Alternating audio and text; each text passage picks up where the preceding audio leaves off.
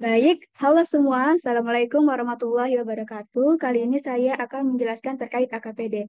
Nah, AKPD itu sendiri merupakan aplikasi angket kebutuhan peserta didik. Nah, Bapak Ibu, yang pertama-tama kita pergi ke sheet bagian home ya. Nah, di bagian home ini terdapat beberapa identitas yang perlu Bapak Ibu isi, seperti pemerintah, dinas, nama sekolah, alamat, kelas, tahun pelajaran, nama kepala sekolah, NIP, sekolah, nama guru, NIP guru BK, dan tempat serta tanggal. Nah, setelah itu, di sini juga ada beberapa instruksi terkait langkah-langkah menggunakan aplikasi AKPD. Nah, yang pertama itu sesuai dengan yang saya bilang tadi, mengisi identitas pada sheet home. Yang kedua yaitu kita menyusun atau menyesuaikan butir angket, deskripsi kebutuhan, rumusan, tujuan, dan topik materi pada angket AKPD. Untuk mengetahui lebih lanjut, ikuti saya berikut ini. Setelah kita pergi ke home, mari kita pergi ke bagian sheet AKPD. Bapak Ibu bisa menggeser pada bagian ini ya, untuk mencari sheet AKPD. Nah, ini Bapak Ibu, yang bagian warna merah ada sheet AKPD. Nah, pada sheet AKPD ini berisi beberapa eh, bidang untuk yang dibuatkan dalam RPL. Ada bidang pribadi, SKKPD, kemudian butir angket konseling, rumusan kebutuhan, pengembangan topik, tujuan layanan, komponen layanan, hingga strategi layanan. Nah, pada bagian SKKPD ini merupakan suatu hal yang tidak bisa diubah. Karena kenapa? Karena ini sudah menjadi suatu ketentuan dasar. Akan tetapi Bapak Ibu tidak perlu takut karena pada bagian butir angket konseling ini masih bisa diubah kok. Nah, ini diubah. Misalnya kualitas ibadah saya pada Tuhan Yang Maha Esa masih belum baik. Nah, apabila ini kira-kira untuk peserta didik kata-katanya terlalu berat, jadi bisa diubah seperti saya rajin beribadah. Nah, seperti itu ya intinya pada bagian butir angket itu masih saling berhubungan. Nah, kemudian Bapak Ibu setelah bisa mengubah pada bagian butir angket konseling, selanjutnya kita pergi ke sheet yang bagian angket. Nah, untuk berpindah ke sheet, kita bisa klik yang tombol ini ya. Kita cari pada bagian angket. Iya, ini dia Bapak Ibu. Pada sheet angket ini sangat berpengaruh pada bagian butir angket konseling. Kenapa? Karena pada saat kita menghapus butir angket konseling, maka pada bagian angket juga itu bakalan terhapus. Seperti ini, misalnya ketika saya hapus pada bagian angket, nah, ini juga pada nomor satunya terhapus ini Bapak Ibu. Jadi, Bapak Ibu jangan asal-asal menghapus ya. Kalau begitu kita kembali lagi ke pada bagian AKPD untuk mengembalikan apa yang hilang. Oke, kita Ctrl Z aja ya Bapak Ibu. Oke, selanjutnya kita pergi lagi ke angket. Nah, Bapak Ibu, apabila ingin membagikan angket ini ada dua cara. Yang pertama itu caranya menggunakan Google Form. Kelebihan apabila Bapak Ibu menggunakan Google Form itu maka akan lebih meminimalisir waktu karena Bapak Ibu itu tidak perlu lagi menginput satu-satu poin-poinnya.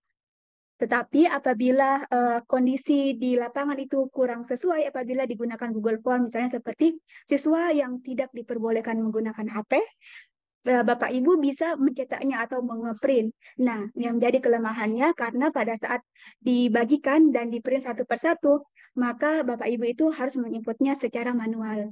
Jadi, mohon bersabar saja ya Bapak Ibu kalau misalnya tidak bisa dipaksakan kondisinya.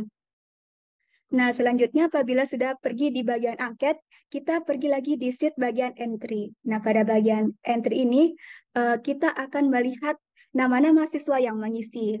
Nama-nama konseli ya. Nah, di sini saya memberi contoh hanya 7 saja karena kelompok saya itu ada 7 orang. 7, oke. Nah, di sini ada nama-namanya, nama-nama kelompoknya, kemudian apabila nanti siswanya mengisi kolom ya itu akan berpoin 1, apabila tidak mengisi itu akan berpoin 0, dan apabila menurut siswa itu tidak perlu untuk diisi, maksudnya siswa itu tidak merasakan apa yang menjadi butir-butir pertanyaan, silahkan instruksikan kepada siswa untuk tidak memilih kolom ya, karena apabila tidak mengisi kolomnya itu, maka tidak akan bernilai poin di bagian sheet entry. Nah, ini sesuai dengan apa yang diisikan siswa ya, Bapak Ibu.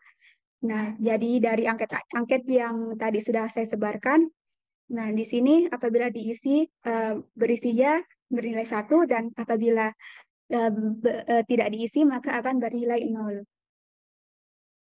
Nah, kemudian Bapak Ibu setelah kita pergi kepada bagian entry, kita bisa melihat di profil kelas. Nah, tujuan dari melihat profil kelas ini, kita ingin mengetahui ya terkait prioritas layanan apa yang akan diberikan berdasarkan kebutuhan AKPD siswa yang telah diisi. Nah, di sini ada keterangan nih bahwa pada butir pertanyaan nomor 21 itu prioritasnya tinggi. Nah, jadi apabila yang semakin tinggi itu, maka harus segera untuk diselesaikan. Nah, ini ada beberapa ya, silahkan eh, untuk dipilih sesuai dengan apa yang menjadi pertanyaan yang paling banyak dipilih oleh siswa. Misalnya seperti ini, saya merasa sulit mematuhi tata tertib sekolah. Nah, prioritasnya itu tinggi. Berarti dalam pengisian angket itu banyak yang menunjukkan bahwa siswa-siswa tersebut sulit untuk menaati tata tertib. Nah, kemudian pada profil kelas nih, sekarang kita akan memperinci lagi pada profil konseling. Nah, pada profil konseling ini kita ingin mengetahui nih, dalam satu kelas tersebut ada beberapa orang yang memiliki masalah yang paling tinggi atau paling rendah. Nah, di sini ada beberapa siswa tadi dalam satu kelas.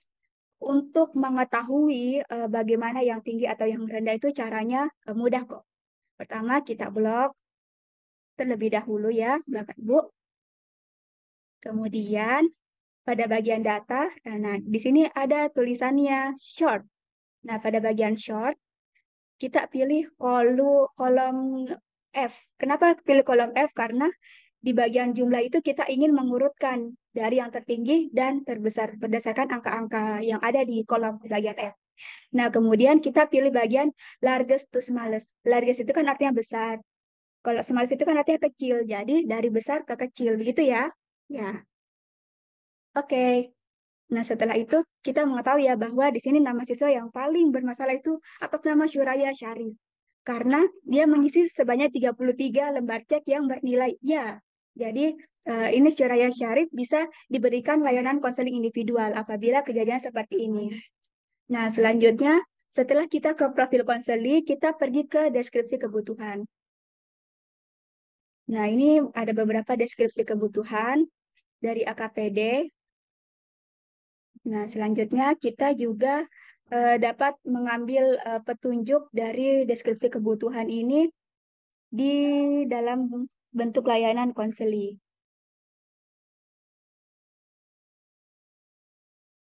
Nah, ini teman-teman, apabila sudah melihat tadi deskripsi kebutuhan berdasarkan AKPD, kita sekarang melanjut ke sheet deskripsi kebutuhan sarana. Ini tujuannya apa? Tujuannya itu untuk meminta sarana yang baik kepada kepala sekolah. Nah, berdasarkan hasil asesmen itu, misalnya terlihat ruang penyimpanan data yang tidak rapi atau ruang konseli yang tidak rapi, silahkan kita bisa membuat rumusan kebutuhan dalam bentuk kegiatan. Bagaimana caranya kita mendapatkan hal itu? Misalnya seperti membuat proposal pengadaan ruang kegiatan, kemudian meminta proposal untuk pembuatan instrumen BK atau beberapa ICT pendukung dalam media BK tersebut. Oke, mungkin sekian dari saya Bapak Ibu. Selanjutnya dicoba di rumah ya Bapak Ibu. Terima kasih Bapak Ibu. Nah, itu dia tadi video penjelasan terkait bagaimana cara menggunakan AKPD.